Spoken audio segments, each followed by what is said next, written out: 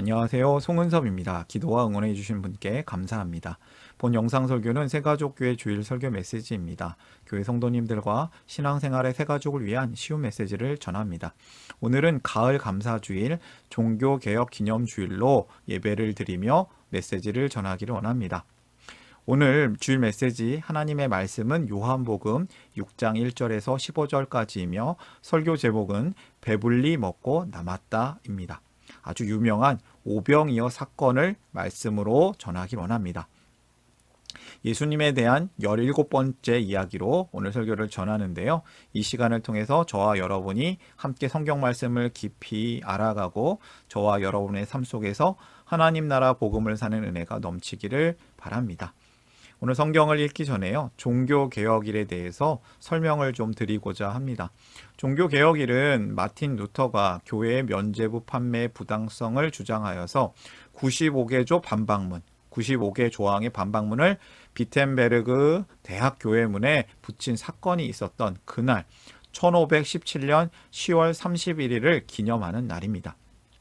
중세 교회의 타락, 카톨릭 교회의 타락이 종교개혁을 일으켰고 종교개혁을 통해 개혁된 교회, 개신교회가 시작된 것이죠.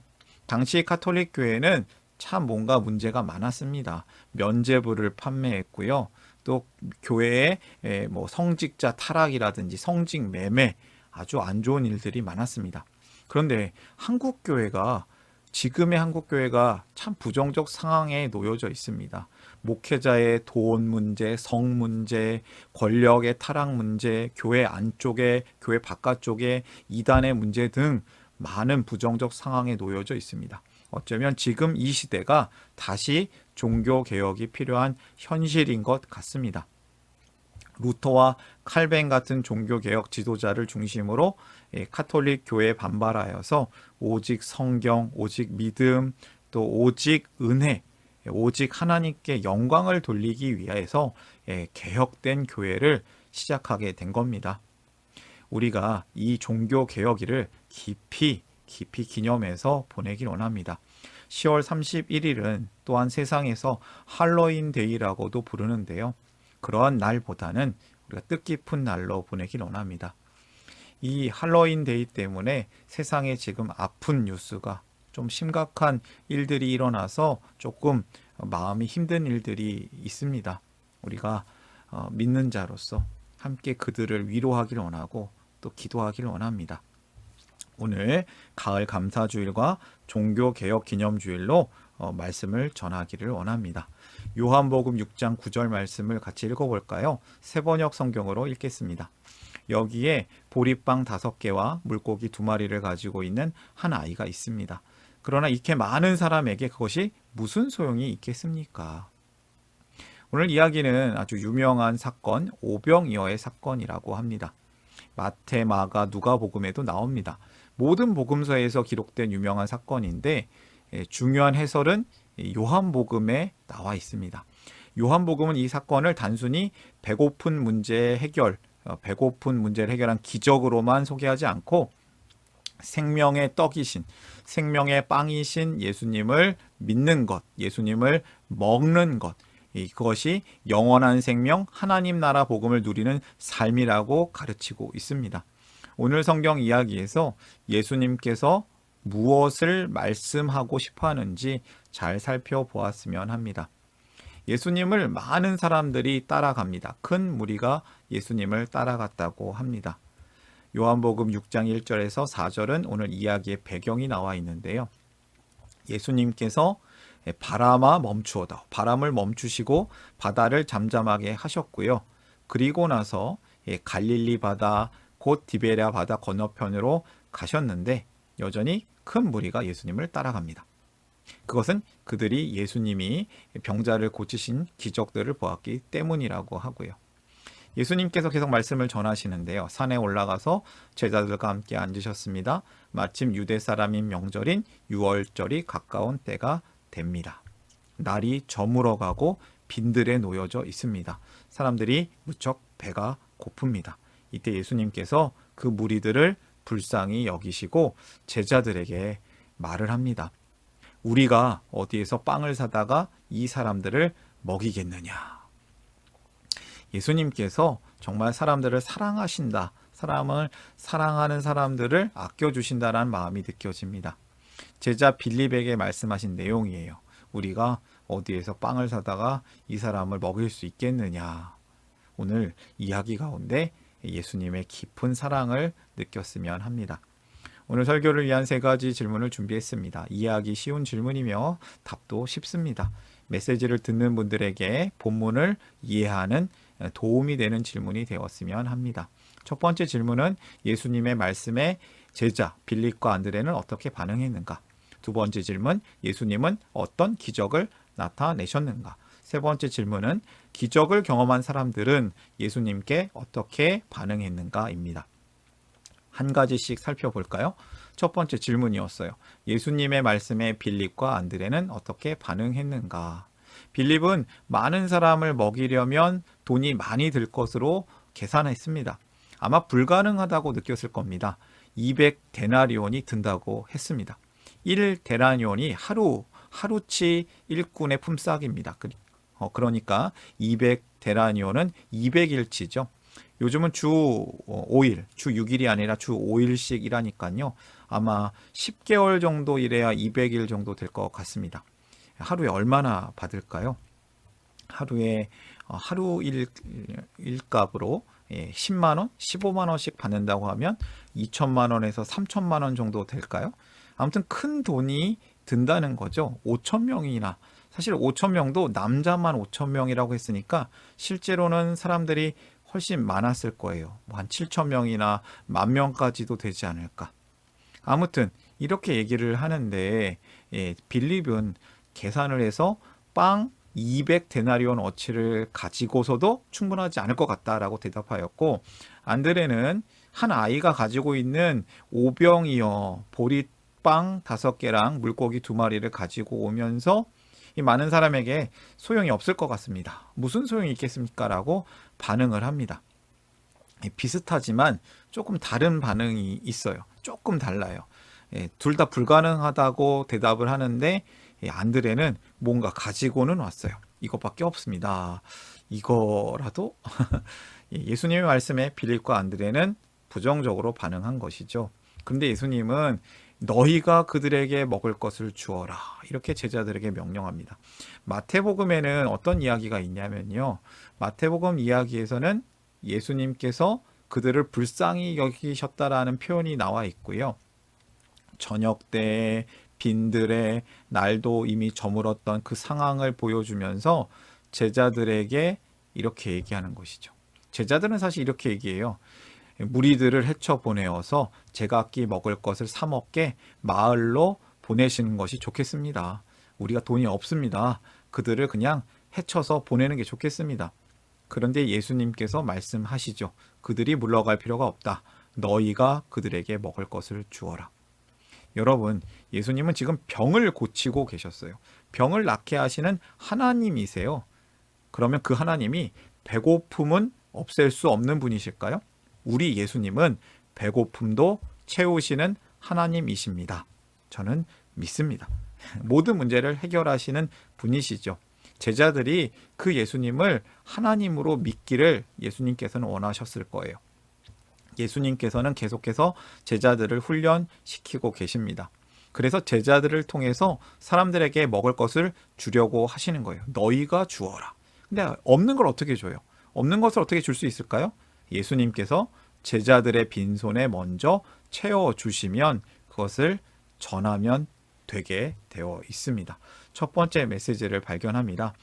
이 상황보다 크신 주님을 믿으라입니다. 저녁 때가 되었고요. 빈들이고요. 날도 이미 저물었어요. 무척 배고프고요. 먹을 것이 없습니다. 근데 그 상황보다 크신 주님을 믿어야 합니다. 예수님은 아프고 배고픈 우리들을 불쌍히 여기십니다. 그리고 채워주실 수 있는 분이십니다. 두 번째 질문이에요. 예수님은 어떤 기적을 나타내셨는가? 어떤 기적이 일어났을까요? 요한복음 말씀을 좀 읽어볼까요? 예수께서는 사람들을 앉게 하여라 하고 말씀하셨다. 그곳에는 풀이 많았다. 그래서 그들이 앉았는데 남자의 수가 5,000명쯤 되었다. 예수께서 빵을 들어서 감사를 드리신 다음에 앉은 사람들에게 나누어 주시고 물고기도 그와 같이 해서 그들이 원하는 대로 주셨다. 마음껏 먹게 했다. 그들이 배불리 먹은 뒤에 예수께서 제자들에게 이렇게 말씀하셨다. 남은 부스러기를 다 모으고 조금도 버리지 말아라. 그래서 보리빵 5덩이에서 먹고 남은 부스러기를 모으니 12광주리에 가득 찼다. 놀라운 기적이 나타났습니다. 예수님께서 사람들에게 빵과 물고기를 나누어서 그들이 원하는 대로 주셨습니다. 모인 사람들이 다 배불리 먹었고 남은 것이 있었는데 남은 것을 다 모으니까 12광주리가 가득 찼습니다. 보리빵 5덩어리와 물고기 2마리만 가지고도 한 광주리 채우기도 어려웠을 거예요. 근데 이 나누니까 훨씬 많아졌어요. 어떻게 된 걸까요? 예수님은 사람들을 먹이는 일이 너무 즐거우셨던 것 같아요. 기쁘신 것 같아요. 예수님의 처음 기적도 결혼식장에서 떨어진 포도주를 채우는 일, 사람들을 먹이는 일을 예수님께서 처음 기적으로 나타내셨고요. 이 사복음서에 다 나오는 유명한 기적인 이 5,000명을 먹인 사건, 오병이어의 사건을 또 예수님께서 보여주신 것처럼 예수님은 사람들에게 먹이는 일, 마시게 하는 일 너무나도 중요하게 생각하신 것 같아요.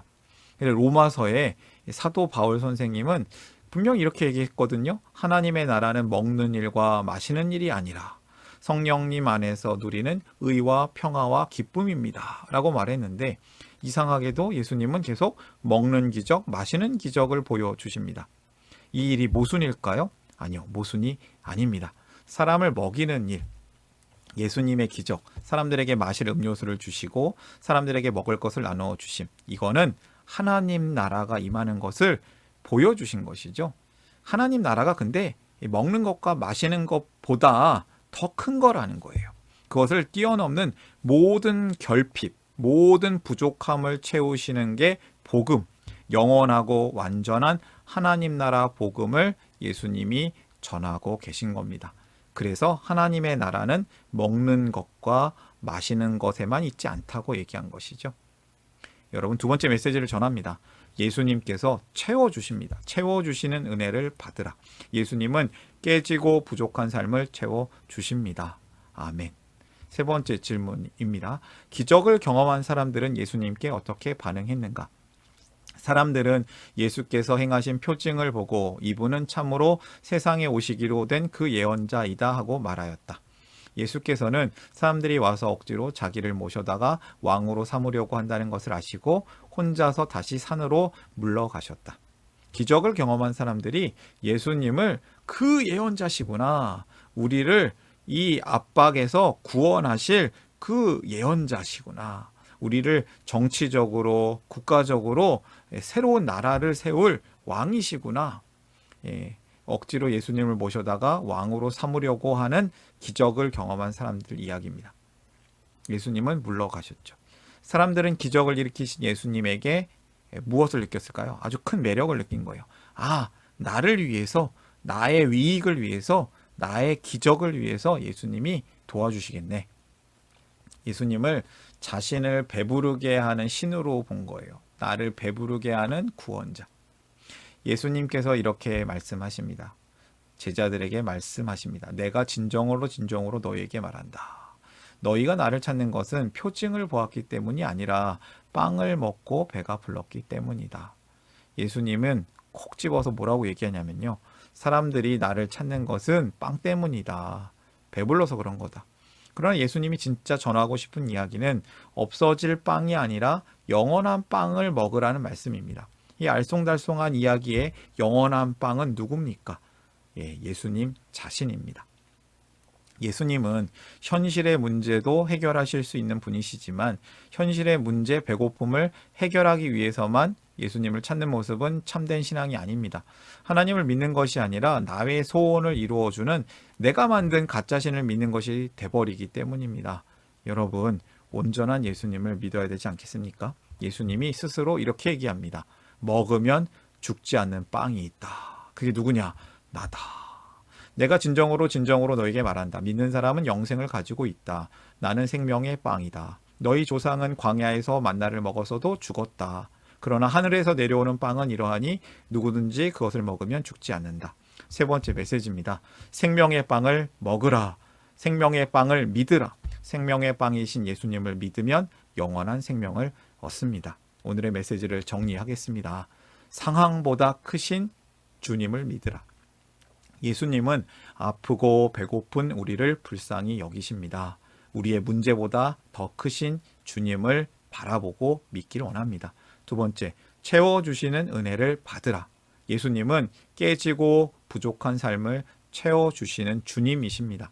세 번째, 영원한 생명의 빵을 먹으라. 생명의 빵을 믿으라. 예수님은 생명의 빵으로 영원한 생명을 주시는 주님이십니다. 상황보다 크신 주님, 주님을 믿어야겠습니다. 상황보다 크신 주님을 믿으라. 채워주시는 은혜를 받으라.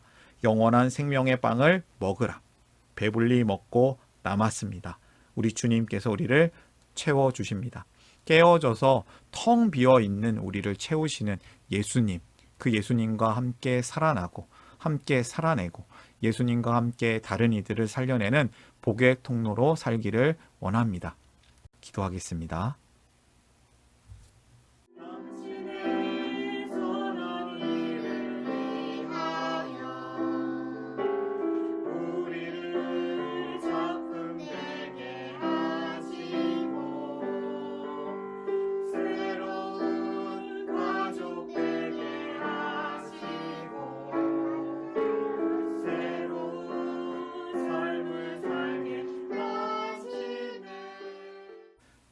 사랑의 하나님 아버지 감사합니다. 오늘 감사주일, 종교개혁 기념주일로 메시지를 주시니 감사합니다. 상황보다 크신 주님을 믿게 하시니 감사합니다. 채워주시는 은혜를 경험하게 하시니 감사합니다. 영원한 생명의 빵이신 예수님을 온전히 믿게 하시니 감사합니다. 우리의 인생이 예수님으로 인하여서 배불리 먹고 남는 은혜가 있게 하시니 감사합니다. 또한 우리를 채우셔서 또 다른 이까지 채우시는 은혜가 있게 하시니 감사합니다. 오직 믿음, 오직 성경, 오직 예수 그리스도, 오직 하나님의 영광을 위하여 이 모든 것이 오직 은혜입니다. 우리가 종교개혁 기념주일의 은혜 또한 감사하고 이 가을에 풍성하신 하나님의 은혜를 감사하며 그 감사를 전하는 성도로 살게 하여 주시옵소서. 예수님의 이름으로 기도합니다. 아멘.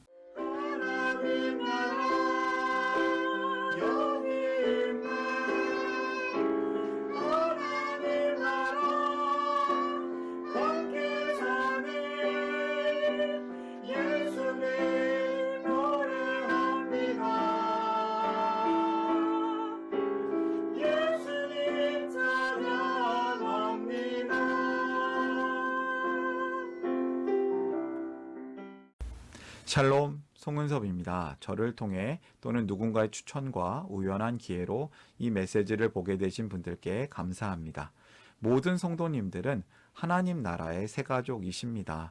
교회를 처음 나오신 분들만 새가족이 아니라 우리 모두가 새가족입니다. 왜냐하면 우리가 하나님 나라에서 새로운 관계가 된 새로운 가족 공동체이기 때문입니다. 본 설교는 새가족교회 공동체 새가족과 후원자를 위한 메시지이며 기독교를 잠시 떠났거나 새롭게 시작하시는 분들을 위한 쉬운 메시지이기도 합니다. 혹시 새가족교회의 가족, 새가족 또는 후원자가 되기를 원하시는 분들은 이메일로 카카오톡 아이디로 연락을 주시면 감사하겠습니다. 오늘의 메시지 하나님의 은혜가 넘치시기를 바랍니다. 사랑합니다.